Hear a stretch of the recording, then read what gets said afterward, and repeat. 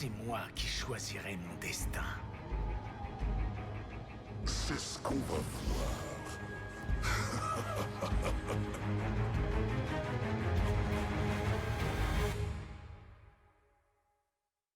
Salut à toutes et à tous et bienvenue dans le premier épisode de Champion Spotlight.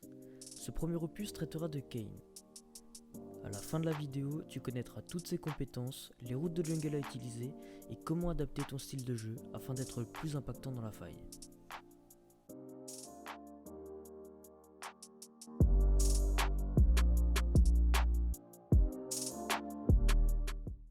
Son passif est Faux des Darkin.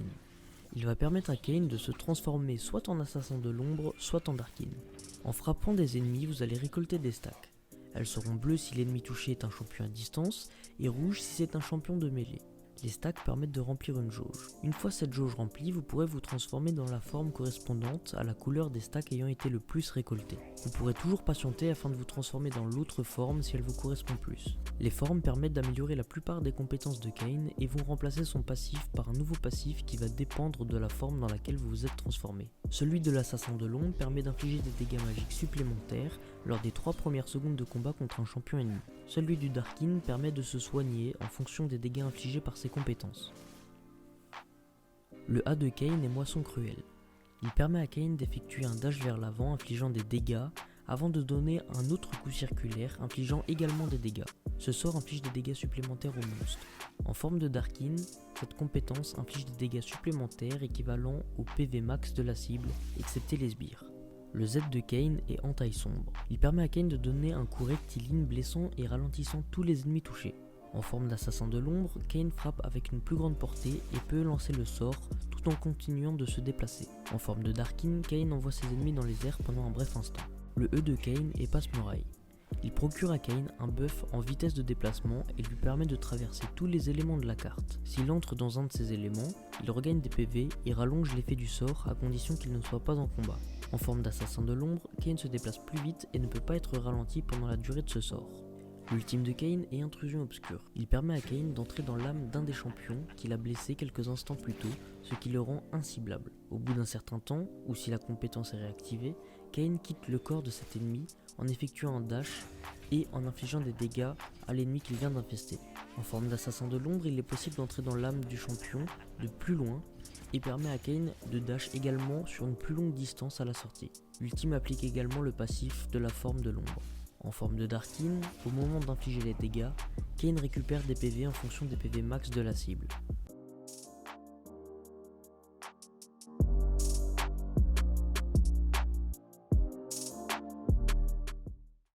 Les runes vont forcément varier en fonction de la forme que vous souhaitez incarner. Je vais donc vous présenter une page de runes pour la forme Darkin et une page de runes pour la forme de l'ombre. Il existe quelques variantes qui diffèrent en fonction de la composition adverse et du style de jeu. Pour la forme Darkin, je vous propose donc de prendre cette page de runes. Le conquéreur est indispensable tellement il s'accorde avec le passif ainsi que les items de vol de vie. Ensuite, je conseillerais le triomphe par défaut car c'est une valeur sûre, même si la présence d'esprit pourrait être une solution alternative intéressante qui pourrait mieux convenir à certains joueurs. Pour la troisième rune, je suggère de choisir la rune Légende Ténacité pour accentuer l'aspect indomptable du Darkin, car la seule condition afin qu'il puisse réussir ses fameux 1 contre 5 est qu'il puisse attaquer pour se régénérer. La ténacité fait donc sens, même si encore une fois, la rune Légende Sensu ne semble pas délirante. Concernant la dernière rune de l'arbre précision, la décision est plus facile à prendre. En effet, le barreau d'honneur correspond parfaitement au style de jeu du Darkin, à savoir les retournements de situation au combat lorsque le Darkin semble être en situation de faiblesse. La rune abattage pourrait être aussi utile, mais uniquement dans le cas où il y aurait un nombre très important de gros tanks dans l'équipe adverse. Enfin, je pense qu'il n'y a pas débat pour l'arbre de runes secondaire.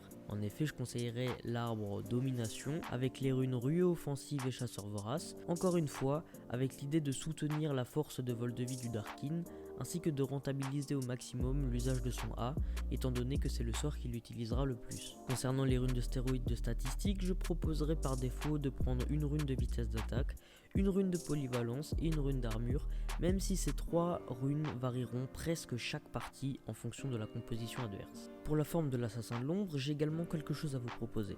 Personnellement, je préfère jouer Moisson Noire afin de favoriser l'effet de Snowball lorsque je commence à prendre quelques kills. Snowball avec Kayn est assez simple au vu de son potentiel de vitesse de déplacement, d'où le choix que je viens de vous présenter.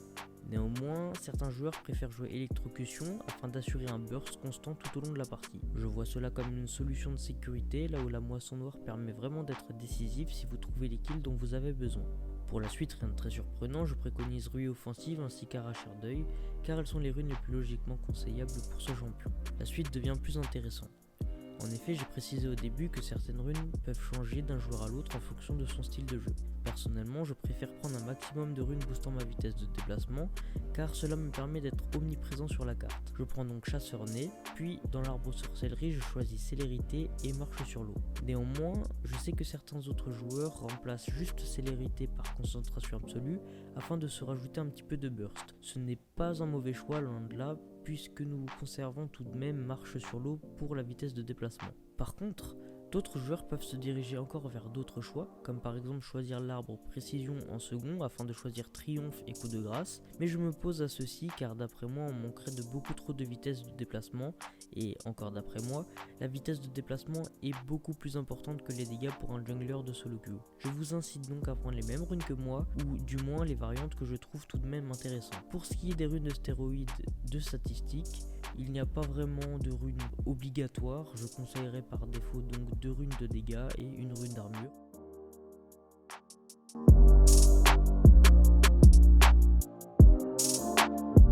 Concernant les items, je préconise le talisman du chasseur afin de profiter au maximum des AOE de Kayn. Essayez de vous arranger pour back avec assez de gold pour pouvoir acheter une épée longue, et la lame du tracker si vous voulez jouer la forme assassin, ou bien le sabre de l'escarmoucheur si vous voulez jouer la forme Darkin.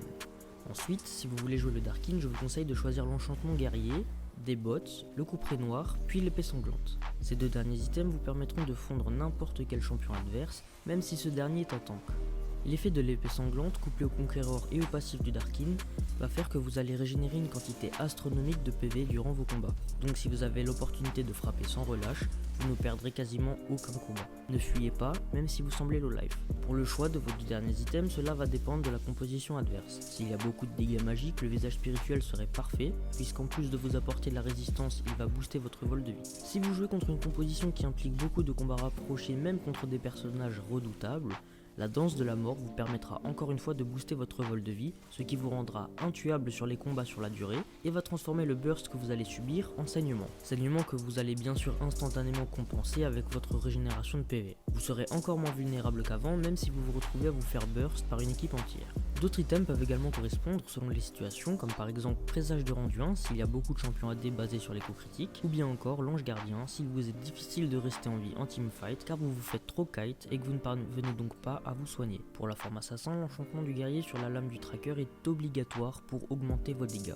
Achetez aussi vite que possible les bottes de mobilité afin d'abuser de votre vitesse de déplacement hallucinante car c'est la clé du snowball. Ensuite, il est grandement recommandé d'acheter l'épée Vespérale de Draktar afin de booster votre potentiel de burst. Pour les 3 autres items, rien de sorcier. Achetez autant d'items létalité que possible. La lame Spectre Yumu vous permettra par exemple d'augmenter vos dégâts tout en vous offrant un buff de vitesse de déplacement, permettant de chasser les ennemis isolés. La suite dépend vraiment de votre style de jeu. Le manteau de la nuit est très utile car il vous offre également des dégâts, et le passif de l'item va vous permettre d'absorber le potentiel CC sur lequel se reposent vos cibles afin de vous fuir. Afin de faciliter les escarmouches, le glaive de l'ombre peut également s'avérer être utile.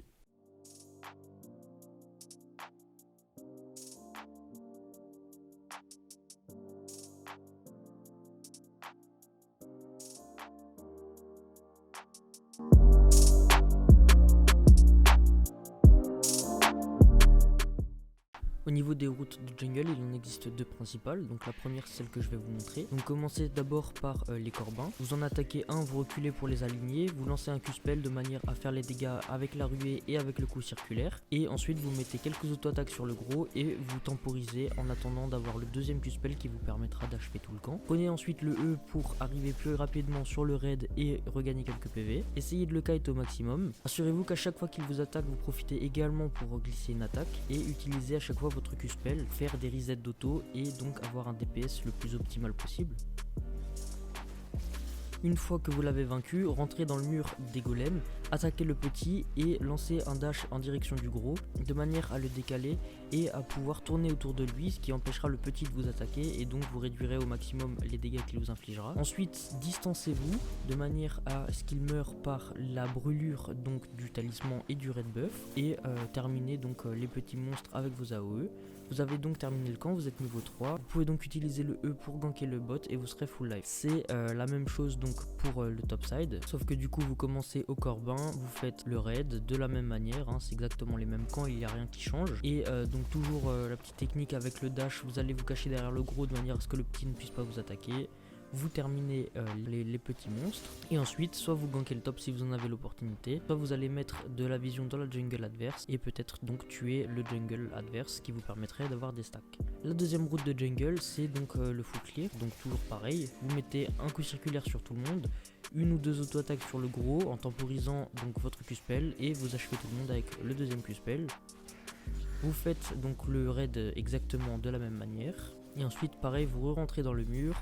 Toujours l'auto-attaque sur le petit, le dash vers le gros et vous vous cachez vers le gros de manière à ce qu'il puisse vous protéger du petit. Lorsque le gros arrivera à un nombre de PV qui vous permettra de l'exécuter avec le smite, faites-le de manière à le garder le plus longtemps possible en tant que bouclier humain. Une fois que vous l'avez terminé, vous prenez le E et vous l'activez dans le mur que vous voyez. Ça vous permettra d'arriver directement vers la tour et donc d'avoir une durée de buff de vitesse de déplacement la plus longue possible. Lorsque vous arriverez au loup, petite technique, donnez une attaque de base sur le gros loup de manière à ce que tout le monde vous attaque. Lancez votre Q-spell de manière à ce que la ruée et le coup circulaire touchent tout le monde. Ensuite, ne lancez pas tout de suite votre Z parce que vous allez devoir temporiser avec une ou deux auto-attaques sur le gros de manière à ce que la brûlure du Q-spell sur les petits sbires fasse bien effet.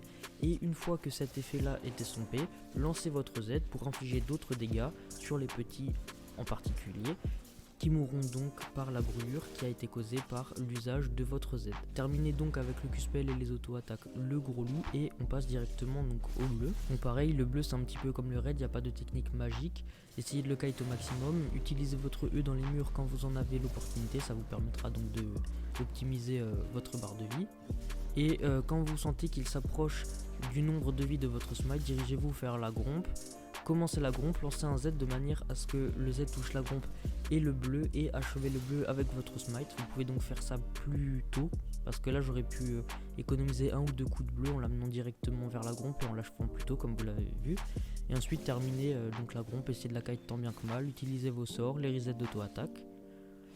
Vous maxerez donc le Q-spell en premier, ensuite le Z et ensuite le E, c'est ce que je fais avec n'importe laquelle des formes, mais certains joueurs préfèrent maxer le E en deuxième quand ils jouent Blue Kayn, ça se comprend, mais disons que vous allez manquer de burst avec votre Z.